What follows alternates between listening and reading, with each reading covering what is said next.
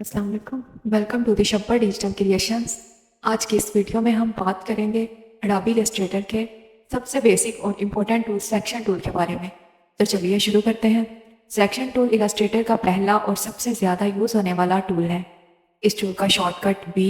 जब भी आप किसी भी ऑब्जेक्ट को सिलेक्ट करना चाहें, मूव करना चाहें या स्केल करना चाहें, सिलेक्शन टूल यूज़ करते हैं। ये टूल किसी भी शेप, टेक्स्ट या ऑब्जेक्ट को सिंपली क्लिक करके सिलेक्ट करता है। आप मल्टीपल ऑब्जेक्ट को सिलेक्ट करने के लिए शिफ्ट का यूज़ कर सकते हैं। सिलेक्शन टूल की मदद से आप ऑब्जेक्ट्स को रिसाइज भी कर सकते हैं। तो दोस्तों, ये था एक छोटा सा ओवरव्यू सिलेक्शन टूल का। सिंपल लेकिन पावरफुल। अगर आप इलस्ट्रेटर सीख रहे हैं तो सिलेक्शन टूल का प्रॉपर यूज़ सीखना बहुत ज़रूरी है। अगर वीडियो पसंद आए तो लाइक करें और चैनल को सब्सक्राइब करना ना भूलें।